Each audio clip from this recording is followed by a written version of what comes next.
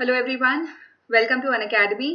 मैं हूं प्रियंका उपाध्याय और आप सभी लोगों का स्वागत है आज के लेसन में, जहां पर हम लोग करंट अफेयर्स की आज बात करेंगे और मध्य प्रदेश का एक लोकेशन जो है वो डिस्कस किया जाएगा मैप्स के थ्रू। ठीक है। सो अनअकैडमी, जैसा आप सभी लोग जानते ही होंगे, इंडिया का नंबर 1 ई लर्निंग प्लेटफॉर्म है जहां पर आप डेली बेसिस पे क्लासेस एंजॉय कर सकते हो for various categories.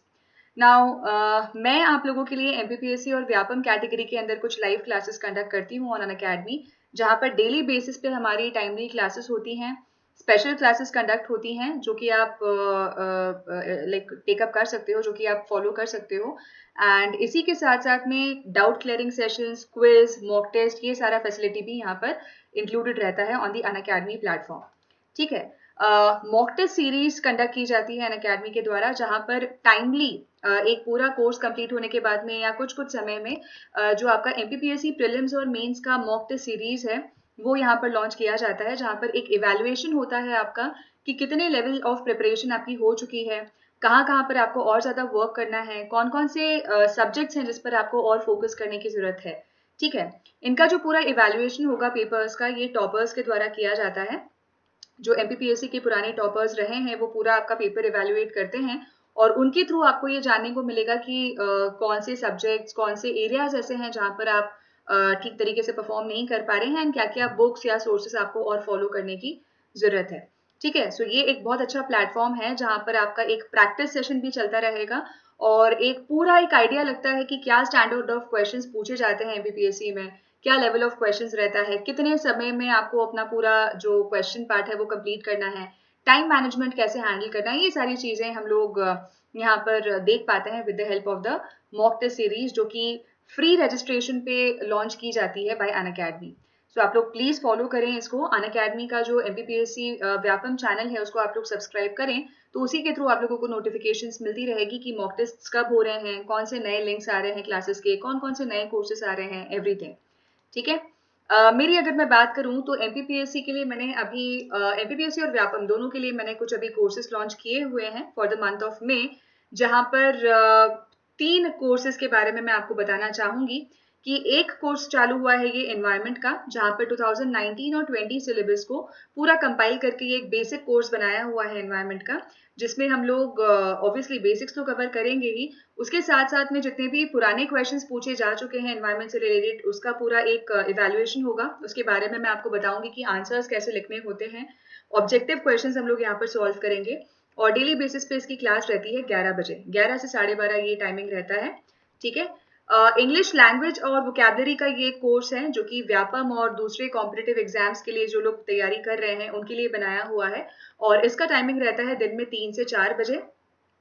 Welfare programmes का ये आपका एक पार्ट बनाया हुआ है, जिसमें जीएस पेपर 2 के अंदर आपने देखा होगा पार्ट बी वाला जो सेक्शन है, काफी सारे वेलफेयर प्रोग्राम्स का जो टॉपिक है वो इंक्लूडेड है उस पेपर में। तो उन सारे वेलफेयर प्रोग्राम्स और गवर्नमेंट स्कीम्स को कवर करते हुए ये एक कंपाइल्ड कोर्स बनाया हुआ है, जिसका टाइमिंग रहता है शाम को 4:30 बजे। ठीक है। तो ये टाइम एलोकेशन है क्लासेस का। और इसके अलावा हर ट्यूसडे, हर थर्सडे और सैटरडे मेरी स्पेशल क्लासेस रहती हैं, वो फ्री क्लासेस रहती हैं, जिसमें हम लोग रैंडम टॉपिक्स को पिक करके या कोई क्विज बेस्ड टॉपिक को पिक करके वहां पर उसका एक प्रैक्टिस सेशन रखते हैं। ठीक है। तो 1 बजे उसकी क्लास रहती है 3 दिन हफ्ते में, that is Tuesday, Thursday and Saturday. ठीक है। तो ये क्लासेस को आप लोग प्लीज एनरोल करें। ये जितने भी क्लासेस के बारे में, कोर्सेज के बारे में मैंने आपको बताया, ये आपके प्लस प्लेटफॉर्म पर अवेलेबल है।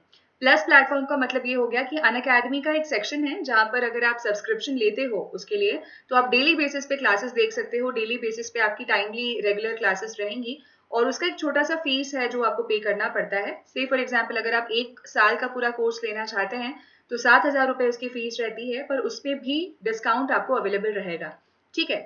डिस्काउंट आपको कैसे मिल सकता है, यहाँ पर रेफरल कोड आपको इंसर्ट करना होता है। ये मेरा रेफरल कोड है upadhyay.priyanka9 और इसको यूज करने से इंस्टेंट 10% का डिस्काउंट आपको किसी भी फीस में मिल जाएगा। भले ही आपको 3 मंथ्स के लिए ले रहे हो, 6 महीने के लिए ले रहे हो, 1 साल के लिए ले रहे हो, हर किसी फीस में आपको 10% का डिस्काउंट वहां पर मिल जाता है।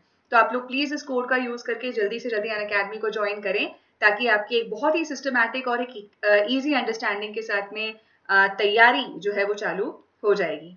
ठीक है। यूट्यूब पे मेरी क्लासेस रहती हैं शाम को 8 बजे, जहां पर करंट अफेयर्स के लिए मैं आप लोगों को गाइड करती हूँ। डेली बेसिस पे हमारा ये सीरीज रहता है, जहां पर हम लोग मोस्ट इंपॉर्टेंट 10 क्वेश्चंस के बारे में बात करते हैं related to current affairs. Madhya Pradesh का एक लोकेशन डिस्कस किया जाता है with the help of map, और पिछले दिन का जितना भी इंपॉर्टेंट क्वेश्चंस हमने डिस्कस किया हुआ है, उसमें से कुछ मोस्ट इंपॉर्टेंट 4 या 5 क्वेश्चंस का हम लोग रिविजन करते हैं। जैसे कल मैंने आपको 15 क्वेश्चंस का पूरा एक सेट प्रोवाइड किया था, जिसमें हम लोगों ने पूरे हफ्ते के इंपॉर्टेंट करंट अफेयर्स के बारे में बात की थी। ज्यादा से ज्यादा उसमें योजनाएं मैंने कवर की थी कि भाई इस मंथ में स्पेशली जो कोविड-19 रिलेटेड स्कीम्स हैं या इनिशिएटिव्स हैं अलग अलग स्टेट गवर्नमेंट्स के द्वारा, सेंट्रल गवर्नमेंट्स के द्वारा, यूनिट्स के द्वारा, तो वो क्या क्या है उनके बारे में पूरा हम लोगों ने क्विज के थ्रू कवर किया था। ठीक है, तो आज का एजेंडा हमारा रहेगा जहां पर हम लोग 4 मई 2020 के कुछ इंपॉर्टेंट क्वेश्चंस को डिस्कस करेंगे, और मध्य प्रदेश का एक लोकेशन यहाँ पे डिस्कस किया जाएगा with the help of map. ठीक है, चलिए शुरुआत करते हैं पहले क्वेश्चन से कि कश्मीर केसर के संदर्भ में निम्नलिखित कथनों पर विचार करें। ठीक है, पहला स्टेटमेंट है कि यह मसाला कश्मीर के कुछ क्षेत्रों में उगाया जाता है, जिनमें पुलवामा, बड़गाम, किश्तवाड़ और श्रीनगर शामिल है। दूसरा स्टेटमेंट है कि जम्मू और कश्मीर के करवा हाईलैंड्स में खेती और कटाई करने वाले कश्मीर केसर को भौगोलिक संकेत रजिस्ट्री द्वारा भौगोलिक संकेत यानी कि जीआई टैग दिया गया है। ठीक है, तो ये जो कश्मीरी केसर के संदर्भ में ये दोनों स्टेटमेंट जो लिखे हुए हैं, ये दोनों बिल्कुल सही हैं। फर्स्ट एंड सेकंड दोनों यहाँ पर सही हैं। ठीक है, तो ये जो कश्मीर का जो केसर है, ये अभी कल्टीवेट किया जाता है मेनली जो करेवा रीजन है जम्मू एंड कश्मीर का, वहां पर इसको उगाया जाता है, और इसको जोग्राफिकल इंडिकेशन टैग अभी दिया हुआ है बाय दी जीआई रजिस्ट्री। ठीक है, इसकी विशेषताएं कुछ ऐसी होती है कि बिल्कुल लंबे और मोटे दाने के, या हम कह सकते हैं जो मोटे आपके लच्छेदार जो केसर होती है वो उस वेरिएंट का है ये। ठीक है, जहां पर इसका कलर बहुत ज्यादा सुंदर होता है, बहुत डीप कलर होता है इसका, है ना, और केमिकल फ्री प्रोसेसिंग रहती है इसकी, कोई भी तरीके का केमिकल्स इसके मैन्युफैक्चरिंग में यूज नहीं होता है। और high quantity of Crocin, Crocin का मतलब यहाँ पर हो गया जो कलर को बढ़ाता है ना, कोई भी अगर हम लोग जैसे फूड कलरिंग यूज करते हैं, तो वैसे ही यहाँ पर नेचुरल कलर प्रेजेंट है इस केसर में, जो कि इसकी स्पेशलिटी है। ठीक है, सैफरिन को प्राचीन सांस्कृतिक साहित्य में केसर को बहुकम कहा गया है। ठीक है, तो ये दुनिया का एकमात्र ऐसा केसर है जो कि समुद्री तल से 1600 से 1800 मीटर की ऊंचाई पर इसकी खेती जो है वो की जाती है, और विश्व में कश्मीरी केसर ही एक ऐसा मात्र केसर है जिसकी ऊंचाई, इतनी ऊंचाई पर इसका जो प्रोडक्शन या जो मैन्युफैक्चरिंग है वो किया जाता है। ठीक है, तो यहाँ पर कश्मीर के कुछ इलाके या कुछ रीजन्स की अगर हम लोग बात करें, जैसे पुलवामा है, बड़गाम है, किश्तवाड़ है, श्रीनगर है, यहाँ पर इस केसर का प्रोडक्शन किया जाता है। काफी कॉस्टली होता है ये। ठीक है, और काफी मतलब एक इम्पॉर्टेंट सोर्स माना जाता है ये कॉस्मेटिक इंडस्ट्री के लिए, फूड इंडस्ट्री के लिए, और इसके कई सारे मेडिसिनल पर्पसेस भी हैं जहां पर इस केसर का उपयोग किया जाता है। ठीक है, सो ईरान अगर हम कंट्री की बात करें तो ये लार्जेस्ट प्रोड्यूसर है केसर का, और इंडिया भी उससे काफी हद तक कम्पीट करता है ईरान से in the production of saffron. ठीक है, तो ये कुछ आपके 3 टाइप के सैफरन हैं जो कि कश्मीर के इलाकों में उगाए जाते हैं, जिसका नाम है लच्छा केसर, मोंगरा केसर और गुच्छी केसर। ठीक है, तो ये आप देख सकते हैं बहुत ही सुंदर सा दिखने वाला और बिल्कुल एक वाइब्रेंट कलर के साथ में ये केसर है, that is the Kashmir saffron. Second question है हमारा कि किसान सभा ऐप को किसके द्वारा विकसित किया गया है? कृषि और किसान कल्याण मंत्रालय भारत सरकार के द्वारा, नीति आयोग के द्वारा, CSIR यानी कि सेंट्रल रोड रिसर्च इंस्टीट्यूट जो कि न्यू दिल्ली में है, या फिर मिनिस्ट्री ऑफ आयुष। तो यहाँ पर हमारा सही आंसर हो जाएगा CSIR। ठीक है, CSIR जो केंद्रीय सड़क अनुसंधान संस्थान है नई दिल्ली में, उनके द्वारा ये किसान सभा ऐप अभी विकसित किया गया है। ठीक है, सो यहाँ पर फार्मर्स के लिए, किसानों की सहूलियत के लिए ये जो एप्लीकेशन है ये डेवलप किया गया है। ठीक है, उनका जो भी उत्पादन है उसको प्रोड्यूस करने के लिए, उसको ट्रांसपोर्ट करने के लिए जो फ्रेट का यानी कि गाड़ियों का या मालगाड़ियों का यूज किया जाएगा, या जिसकी जरूरत पड़ेगी प्रोडक्शन को एक जगह से दूसरी जगह तक ट्रांसफर करने के लिए, वहां पर इस एप्लीकेशन का जो रोल है वो नजर आएगा। ठीक है, तो यहाँ पर बहुत ही इकोनॉमिकली तरीके से, बहुत ही किफायती दाम में और बिल्कुल टाइमली बेसिस पे जो लॉजिस्टिक्स है, जो आपका ट्रांसपोर्ट फैसिलिटी है, वो यहाँ पर दिया जाएगा किसानों को, जिससे कि वो लोग अपने उत्पाद को एक जगह से मंडी तक पहुंचा सकते हैं। ठीक है, सो यहाँ पर जो मार्केट रेट रहेंगे क्रॉप्स के, उसका पूरा इवैल्यूएशन किया जाएगा। बेस्ट मार्केट रेट्स जो हो सकते हैं ऑफ द क्रॉप्स, तो जो नियरेस्ट मंडी है उस तक पहुंचाने के लिए, या किसी भी प्रोड्यूसर तक, या रादर किसी भी आपके एजेंट तक पहुंचाने के लिए, ये जो एक फ्रीट सर्विस है ये यहाँ पर प्रोवाइड की जाएगी इस एप्लीकेशन के थ्रू। ठीक है, तो निकटतम मंडियों की उपज मूल्यों की तुलना करके सस्ती कीमत पर मालवाहक वाहन की बुकिंग करके फसलों को सर्वोत्तम बाजार दर प्रदान करने में मदद करेगा, जिससे किसानों की अधिकतम जो है प्रॉफिट यानी कि लाभ जो है वो उनको मिल सकता है। ठीक है, इस एप्लीकेशन की अगर हम लोग बात करेंगे तो ये एक ऐसा पोर्टल है जो कि किसानों को, जितने भी ट्रांसपोर्टर्स हैं, जितने भी सर्विस प्रोवाइडर्स हैं जो किसानों को फर्टिलाइजर्स बेचते हैं, कोल्ड स्टोरेजेस का जो सप्लाई प्रोविजन प्रोवाइड करते हैं, जो वेयर हाउस ओनर्स हैं, उन सभी का एक कॉन्टैक्ट जोन ये रहेगा ये एप्लीकेशन, जैसे कि कई सारी सर्विसेज जो है वो एंजॉय की जा सकती हैं बाय ऑल ऑफ देम। उसमें किसान भी आ गए, आपके ट्रांसपोर्टर्स भी आ गए, कोल्ड स्टोरेज ओनर्स भी आ गए, डीलर्स भी आ गए, जो बिजनेस पर्सन हैं पेस्टिसाइड्स फर्टिलाइजर्स का, उनका भी यहाँ पर लाभ हो सकेगा। ठीक है, उनको पूरी जानकारी रहेगी कि कौन सा किसान है और उनको कौन कौन सी चीजों की जरूरत पड़ सकती है अपने उत्पाद को ज्यादा से ज्यादा बेहतर बनाने के लिए और उसको बढ़ावा देने के लिए। ठीक है, तो ये एक ऐसा सिंगल स्टॉप सोल्यूशन रहेगा सारे लोगों के लिए जो कि एग्रीकल्चर की फील्ड से जुड़े हुए हैं, और किसान के लिए, बेसिकली किसान के लिए एक बहुत ही अच्छा प्लेटफॉर्म रहेगा जहां पर बहुत ही कम किफायती दामों में वो अपना उत्पाद जो है वो ट्रांसफर कर सकते हैं टू द मंडी। और जो भी लोग उस किसान से कनेक्ट करना चाहते हैं या उनको कोई सर्विस प्रोवाइड करना चाहते हैं, वो इजिली यहाँ पर इस एप्लीकेशन के थ्रू कर पाएंगे।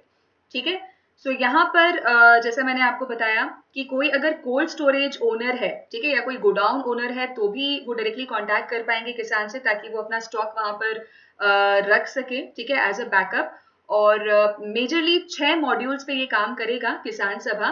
Taking care of the farmers, किसानों का यहाँ पर भला होगा। जो मंडी डीलर्स है उनका यहाँ पर लाभ देखा जाएगा। Transporters, Mandi board members, service providers and the consumers. ठीक है, तो मतलब सभी लोगों के लिए जो भी एग्रीकल्चरल सेगमेंट से या rather production and supply of production से रिलेटेड हैं लोग, उन सभी लोगों का यहाँ पर जो फायदा है वो होगा, and it will be a one stop solution for all of them. ठीक, चलिए, तीसरा क्वेश्चन है कि American Academy of Arts and sciences में अंतर्राष्ट्रीय मानद सदस्य के रूप में किसे चुना गया है?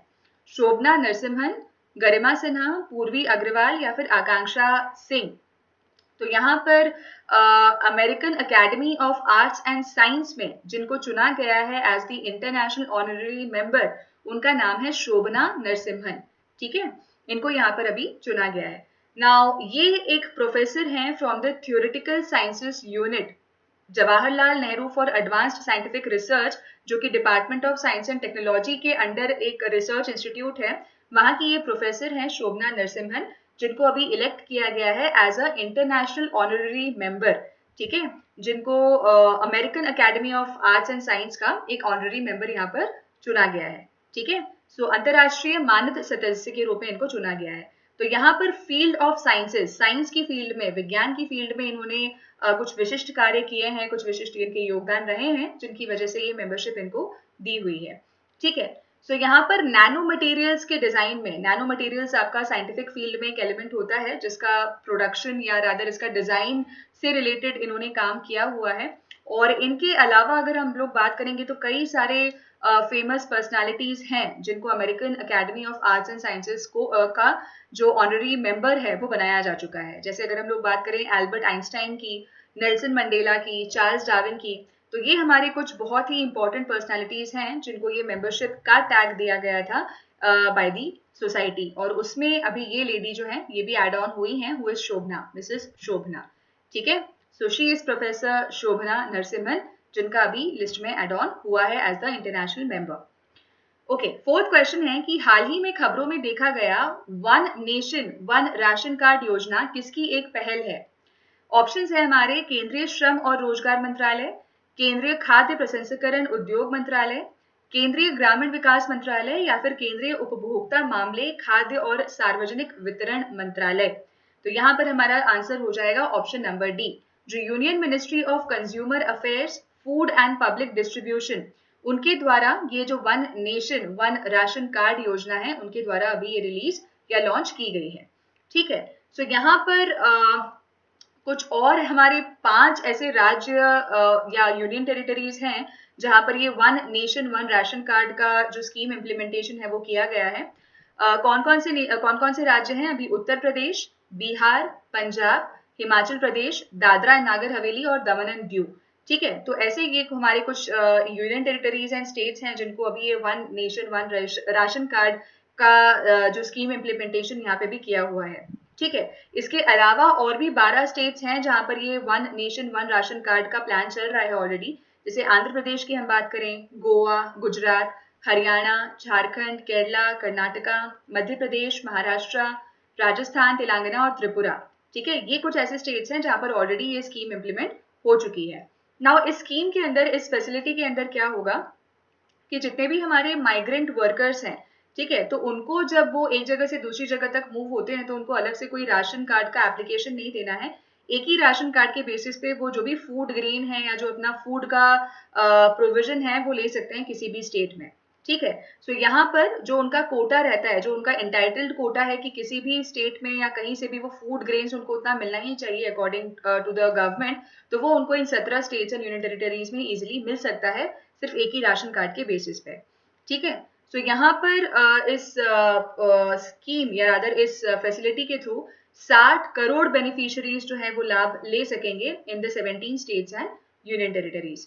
ठीक है, चलिए, जैसा मैंने आपको बताया, ये जो one nation one ration card scheme है, इस स्कीम के अंदर कोई भी जो नागरिक है, ठीक है, वो एक ही राशन कार्ड उनका होगा तथा इसी के साथ जहां पे भी वो रह रहे होंगे उसी राशन कार्ड से उनको फूड ग्रेन जो है वो उपलब्ध हो सकता है। ठीक है, इस योजना की घोषणा पिछले साल जून में की गई थी और इस योजना का उद्देश्य राशन कार्डों की अंतर राज्यीय पोर्टेबिलिटी सुनिश्चित करना है। यह योजना सार्वजनिक वितरण प्रणाली पीडीएस के तहत खाद्यान्न लेने वाले लोगों के लिए उपयोगी है। ठीक है, जो हमारा पब्लिक डिस्ट्रीब्यूशन सिस्टम है उसके थ्रू जितना भी फूड ग्रेन या जितना भी फूड पैकेट्स या रादर राशन जो मिलना चाहिए लोगों को वो डिस्ट्रीब्यूट किया जाएगा।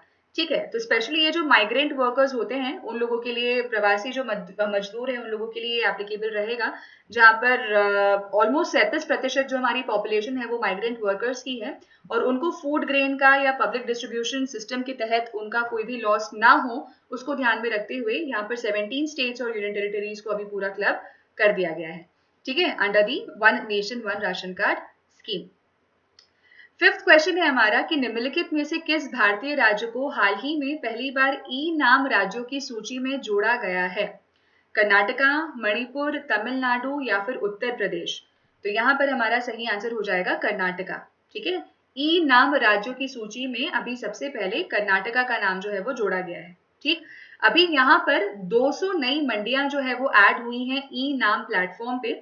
ठीक है, जहां पर हम लोग अगर 7 राज्यों की बात करें पूरे देश में तो वहां पे उनको कवर करते हुए 200 मंडी हैं जो कि ई नाम प्लेटफॉर्म से जुड़ी हुई हैं। ठीक है, अब इनमें अगर हम लोग बात करते हैं तो कौन कौन से स्टेट्स इंक्लूडेड हैं? आंध्र प्रदेश, वहां की 11 मंडी, गुजरात, उड़ीसा, राजस्थान, तमिलनाडु, उत्तर प्रदेश और कर्नाटका। ठीक है, कर्नाटका की 2 मंडियां हैं जो कि अभी ई नाम प्लेटफॉर्म से जुड़ी हैं। ठीक है, तो अभी अगर हम लोग टोटल नंबर ऑफ मंडीज देखेंगे जो कि इस प्लेटफॉर्म के साथ जुड़ी हुई हैं, दैट इज 785। ठीक, सो पहली बार ये हुआ है कि जो कर्नाटका स्टेट है उनको इस लिस्ट में एड ऑन किया हुआ है और कर्नाटका स्टेट का भी अपना एक ई मार्केट सर्विसेज था जिसका नाम है कर्नाटका राष्ट्रीय ई मार्केट सर्विसेज। तो ये एक ई ट्रेडिंग प्लेटफॉर्म है जो कि Karnataka state agricultural marketing board के द्वारा ही रन किया जाता था और अभी इनको क्लब कर दिया गया है ई नाम के साथ में। ठीक है, तो पहली बार ये हो रहा है इंडिया में कि 2 डिफरेंट जो ई ट्रेडिंग प्लेटफॉर्म्स हैं उनको यहाँ पर एग्रीकल्चरल कमोडिटीज के लिए यूज किया जा रहा है और एक साथ ये एग्रीकल्चरल प्रोडक्टिविटी या रादर एग्रीकल्चरल प्रोड्यूस को बढ़ावा देने के लिए, उसको ज्यादा से ज्यादा फार्मर्स की इनकम को डेवलप करने के लिए ये काम करेंगी। ठीक है, ई नाम के बारे में अगर हम लोग बात करेंगे, जो हमारा ई नाम प्लेटफॉर्म है ये नेशनल एग्रीकल्चर मार्केट मतलब एक ई प्लेटफॉर्म है, एक डिजिटल प्लेटफॉर्म है जहां पर फार्मर्स अपना प्रोडक्शन यानी कि अपना उत्पाद जो है वो ऑनलाइन तरीके से बेच सकते हैं या फिर उसको मंडी तक पहुंचा सकते हैं। ठीक है, तो ये ट्रेडिंग में हेल्प करेगा अपने कमोडिटीज को मार्केट करने के लिए। उनको फिजिकल फॉर्म में कहीं जाना नहीं है, ऑनलाइन ट्रेडिंग के थ्रू ही या ऑनलाइन मोड पे ही जो भी उनका उत्पाद है वो उसकी ट्रेडिंग या उसका जो पूरा डीलिंग है वो कर सकते हैं किसी भी कंज्यूमर के साथ, किसी भी आपके रिटेलर के साथ में। ठीक है, तो ये मिनिस्ट्री ऑफ एग्रीकल्चर के द्वारा अभी रिलीज किया गया था। दैट इज द ई नाम प्लेटफॉर्म। इसका फुल फॉर्म होता है नेशनल एग्रीकल्चरल मार्केट। ठीक है, 2016 में इसकी लॉन्चिंग की गई थी, 2016 में इसको लॉन्च किया गया था, और इसको small farmers agri business consortium, ठीक है, लघु किसानों के कृषि व्यवसाय कंसोर्टियम द्वारा इसको प्रतिबंधित किया गया है, जो कि NFCL IK सैंड डिवीजन, ठीक है, मतलब इनका जो टेक्नोलॉजिकल सपोर्ट है वो इस डिवीजन के द्वारा दिया जाता है, जहां पर पूरा ऑनलाइन मैनेजमेंट किया जाता है इनके थ्रू। ठीक, चलेगा। छठा क्वेश्चन देखते हैं कि मध्य प्रदेश सरकार ने किसको लोकायुक्त के विशेष पुलिस प्रतिष्ठान SPE के महानिदेशक के रूप में तैनात किया है? संजय राणा, विवेक कुमार जौहरी, विवेक शर्मा या फिर HK सरीन। ठीक है, तो मध्य प्रदेश गवर्नमेंट ने अभी संजय राणा, ठीक है, ये हमारा सही आंसर हो जाएगा, इनको अपॉइंट किया है as the director general of the Lokayukta special police establishment. ठीक, इनकी डिटेल्स के बारे में अगर हम लोग बात करेंगे तो मध्य प्रदेश सरकार ने अभी जो सीनियर IPS ऑफिसर हैं संजय राणा, उनको अपॉइंट किया है as the director general of the Lokayukta special police establishment SPE। ठीक है, सो यहाँ पर 3 ऑफिसर्स जो हैं उनका पूरा एक शॉर्टलिस्ट किया गया था, जिसमें से विजय यादव जी, VK सिंह और संजय राणा, ये 3 लोगों का शॉर्टलिस्टिंग किया गया था, जिसमें से संजय राणा अभी अपॉइंट हुए हैं। ठीक है, यहाँ पर एक मीटिंग हुई थी चीफ मिनिस्टर और कुछ लोकायुक्त जस्टिस के बीच में, NK गुप्ता जी के बीच में, तो वहां पर ये फाइनलाइज किया गया था कि संजय राणा जी को यहाँ पर एज अ डायरेक्टर जनरल नियुक्त किया जाएगा। ठीक है, so he is the person. सो ये है senior IPS officer Sanjay Rana, जिनका डायरेक्टर जनरल के फॉर्म में अभी यहाँ पर नियुक्ति की गई है। 7th क्वेश्चन है कि निम्नलिखित में से किसने Shivaji in South Block the unwritten history of a proud people लिखा है? रवलीन बाजवा, गिरीश कुबेर, रामचंद्र गुहा या फिर हरमीत सिंह। ठीक है, तो यहाँ पर हमारा सही आंसर हो जाएगा गिरीश कुबेर। ठीक, यहाँ पर इन्होंने ये बुक लिखी हुई है जिसका नाम है Shivaji in South Block the unwritten history of a proud people. ठीक है, नाउ ये जो बुक है ये लिखी हुई है आपके महाराष्ट्र स्टेट के ऊपर। ठीक है, कि किस तरीके से पास्ट से लेकर अभी तक, पूरे भूतकाल से लेकर अभी जो प्रेजेंट सिचुएशन है महाराष्ट्र की, वहां पर कैसे महाराष्ट्र डेवलप हुआ है, ठीक है, किस तरीके से उन्होंने कंट्रीब्यूट किया है कंट्री के कल्चर में, पॉलिटिक्स में, हिस्ट्री में, सोसाइटी में।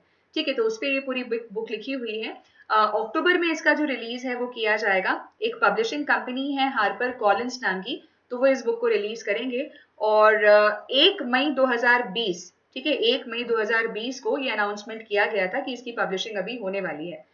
60th महाराष्ट्र डे, ठीक है, 1 मई वो दिन है जहां पर महाराष्ट्र स्टेट का डेवलपमेंट हुआ था, स्टैब्लिशमेंट हुआ था, और उसी दिन इसका अनाउंसमेंट किया गया है बुक का।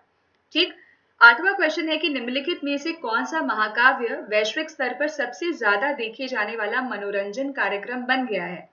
महाभारत, रामायण, चाणक्य या फिर चंद्रकांता। ठीक है, तो इनमें से रामायण जो है ये सबसे ज्यादा देखा जाने वाला मनोरंजन कार्यक्रम अभी बन गया है।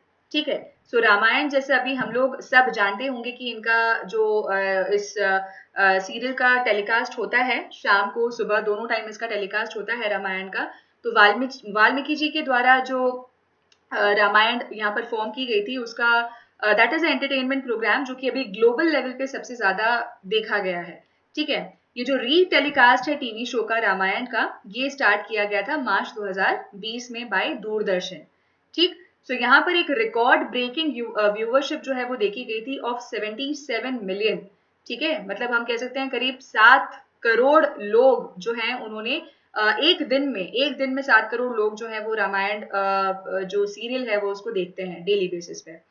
ठीक है, तो यहाँ पर ये रिकॉर्ड क्रिएट किया गया था 16 अप्रैल को, 16 अप्रैल 2020 को 9 बजे, जब ये एक्चुअली जो टाइम होता है इसका टेलीकास्ट का दूरदर्शन पे, वहां पर ये रिकॉर्ड देखा गया था कि इतने नंबर ऑफ लोग जो है वो डेली बेसिस पे रामायण को वॉच करते हैं।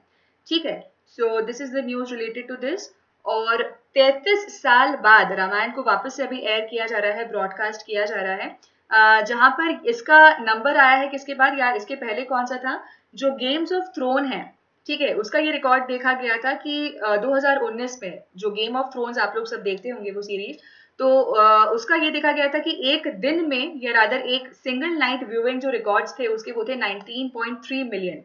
ठीक है, मतलब एक दिन में, एक रात के ड्यूरेशन में 19.3 मिलियन लोगों ने उसको पूरा वॉच किया था। और उसके बाद अभी ये एक रिकॉर्ड ब्रेक हुआ है by the telecast, that is Ramayan. ठीक है, तो रामानंद सागर जी द्वारा ये लिखी गई थी और डायरेक्ट भी रामानंद सागर द्वारा जी ही की गई है इसको। और 1987 टू 88 के बीच में इसका पहला जो ब्रॉडकास्टिंग है इस टेलीविजन सीरियल का, वो किया गया था। ठीक है, सो 2003 में इस शो ने लिम्का बुक ऑफ रिकॉर्ड्स में भी अपना नाम जो है वो पारित किया है। और it was the most watched mythological series in the world. ठीक है, Limca book of world records में इसका नाम जो है वो एंटर हुआ था 2003 में, जहां पर दुनिया में सबसे ज्यादा देखा जाने वाला पौराणिक या पौराणिक श्रृंखला यानी कि जो माइथोलॉजिकल सीरीज है, दिस वाज देयर। ठीक है, रामायण वाज बीइंग वॉच्ड, और rather it was watched by the people in the entire world. ठीक है, तो ये आप देख सकते हैं Shri Ram and Sita ji who are the very very famous personalities, that is Ramayan. चलिए, क्वेश्चन नंबर 9 है कि संकल्प योजना के संबंध में निम्नलिखित में से कौन सा कथन सही है। सबसे पहला कि इसे दिल्ली पुलिस ने लॉन्च किया है। सेकंड है कि संकल्प योजना के तहत यह पुलिस कर्मियों को परिवार के प्रत्येक बुजुर्ग सदस्य के साथ जोड़ने की कोशिश कर रहा है। तीसरा स्टेटमेंट है कि 60 वर्ष की आयु से अधिक के बुजुर्गों के लिए यह योजना शुरू की गई है। ठीक है, तो यहाँ पर ये जो संकल्प योजना है इसके संदर्भ में सिर्फ पॉइंट नंबर 2 और 3 है ना, ये दोनों सही हैं, पहला वाला स्टेटमेंट हमारा गलत है। ठीक है, ये दिल्ली पुलिस के द्वारा लॉन्च नहीं किया गया है, बल्कि it has been launched in Madhya Pradesh. ठीक है, मध्य प्रदेश में जो उमरिया पुलिस है, उन्होंने ये एक संकल्प स्कीम जो है वो लॉन्च किया है, जहां पर 24 घंटे की जो मदद है वो दी जाएगी बुजुर्ग लोगों को। है ना, कुछ फैमिलीज हैं जहां पर कुछ बुजुर्ग लोग रहते हैं, उनके बच्चे या उनके जो परिवार के लोग हैं वो उनके साथ में नहीं रह रहे हैं, शायद किसी कारणवश वो किसी दूसरी सिटी में रह रहे हैं, तो उनको किसी भी तरीके की प्रॉब्लम ना आए लॉकडाउन के दौरान। कुछ भी जरूरत का सामान है, दवाइयां हैं, कुछ भी सामान जो डेली बेसिस पे हमें लगता है, उसका सप्लाई उनको प्रॉपरली किया जा सके, उनकी प्रॉपर देखभाल की जा सके, इसीलिए ये जो संकल्प स्कीम है ये अभी चालू किया गया है मध्य प्रदेश में। ठीक है, तो यहाँ पर जो एसआई है, सुप्रिंटेंडेंट ऑफ पुलिस है, उन्होंने सभी पुलिस ऑफिसर्स को यहाँ पर इंस्ट्रक्ट किया है कि एटलीस्ट 1 से 2 जो बुजुर्ग लोग हैं उनकी वो वहां पर मदद करेंगे, उनका पूरा देखभाल रखेंगे कि उनको किसी भी तरीके की जरूरत तो नहीं है या कोई परेशानी तो नहीं हो रही है लॉकडाउन के दौरान। ठीक है, तो यहाँ पर फैसिलिटीज प्रोवाइड करना बुजुर्गों को लॉकडाउन के दौरान, यही इनका लक्ष्य है अभी। और जो लोग मतलब अकेले रह रहे हैं घर में या उनके दूसरे मेंबर्स नहीं है घर में उनका देखभाल रखने के लिए, तो उनको ध्यान में रखते हुए ये स्कीम अभी चालू की गई है।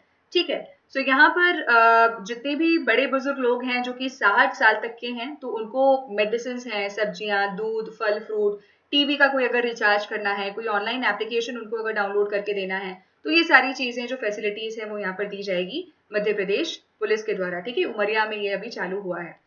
तो यहाँ पर 450 जो पुलिसकर्मी हैं वो पूरा अपना एक नेटवर्क क्रिएट करेंगे जहां पर बुजुर्गों की यहाँ पर मदद की जाएगी ड्यूरिंग द लॉकडाउन पीरियड।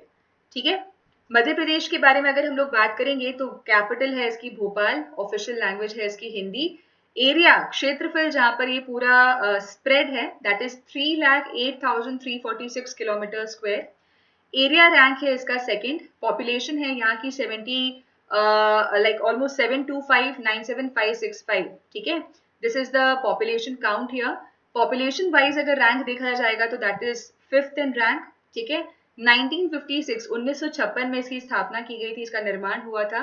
पहले जो चीफ मिनिस्टर है यहाँ के रहे हैं उनका नाम है रविशंकर शुक्ला। पहले जो राज्यपाल रहे हैं, गवर्नर, वो रहे हैं पट्टभी सीतारामैया। और जो हाईएस्ट पीक है मध्य प्रदेश में उसका नाम है धूपगढ़। ठीक है, so this is the details here, these are the details related to Madhya Pradesh.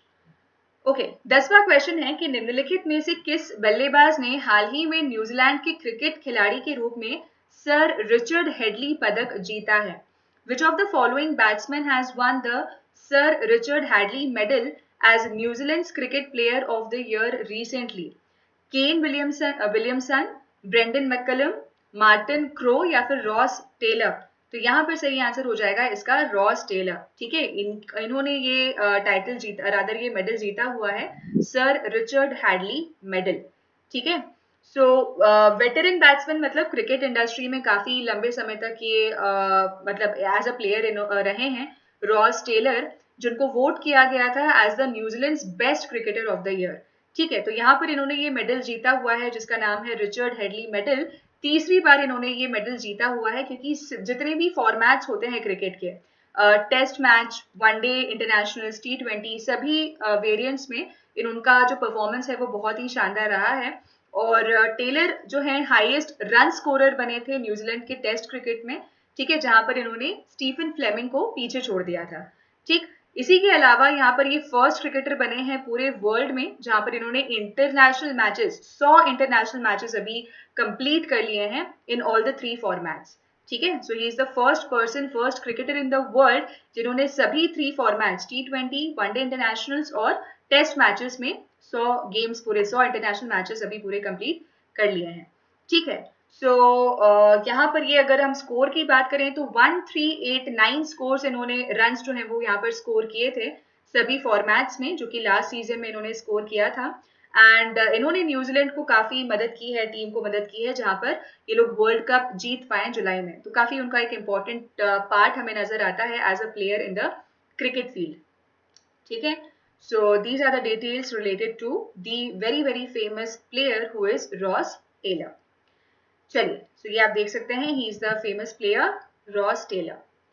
Okay, चलिएगा, अब आते हैं हमारे सेकंड सेगमेंट की तरफ, जहां पर हमें मैप का एक क्वेश्चन सॉल्व करना है। ये पूरा मध्य प्रदेश का आप मैप देख पा रहे होंगे और ये एक एरिया यहाँ पर पिन किया हुआ है। ठीक है, और इससे रिलेटेड ये 3 हिंट आपको यहाँ पर दी हुई है, which is related to the first hint is कि नर्मदा तट पर स्थित ये पवित्र धार्मिक स्थल है। सेकेंड पॉइंट है कि हेहई राजा सहस्त्रार्जुन के पौराणिक युगीन राजधानी है। और तीसरा हिंट ये है कि देवी अहिल्या ने होलकर वंश की राजधानी यहाँ पर बनाई थी। तो इसका जो सही आंसर है वो हो जाएगा क्या, वो हो जाएगा महेश्वर। ठीक है, ये जो लोकेशन है ये महेश्वर की है, जो कि कौन से डिस्ट्रिक्ट में पाई जाती है, ये है हमारे खरगोन डिस्ट्रिक्ट में। ठीक है, खरगोन डिस्ट्रिक्ट में है ये, जहां पर जो ये है ये मालवा का कैपिटल रह चुका है during the Maratha Holkar region. ठीक है, और हैंडलूम इंडस्ट्री में या हैंडलूम फील्ड में ये जो शहर है वो बहुत जाना माना है, जहां पर महेश्वरी साड़ियां जो है वो बहुत ज्यादा फेमस है all over the entire nation. ठीक है, पूरी कंट्री में महेश्वरी साड़ियां जो है वो बहुत फेमस है, जो कि यहीं से मैन्युफैक्चर की जाती है। तो यहाँ पर जो मराठा लीडर थी रानी देवी अहिल्याबाई होलकर, वो जितने भी गेस्ट्स आते थे उन लोगों को ये महेश्वरी साड़ियां, या जो एक रॉयल गिफ्ट इसको माना जाता था, जो ये डिस्ट्रीब्यूट करती थी सारे लोगों को, और यही इसकी एक स्पेशलिटी बन गई है। ठीक है, काफी सारी बॉलीवुड मूवीज भी यहाँ पर शूट की गई हैं, जैसे अशोका है, बहुत सारी साउथ की मूवीज है, महाराष्ट्र की मूवीज है। ठीक है, तो वो सारी यहाँ पर अभी शूट की हुई है, दैट इज इन महेश्वर। ठीक है, सो ये हमारा लोकेशन था जो कि कहाँ पर है, खरगोन डिस्ट्रिक्ट में।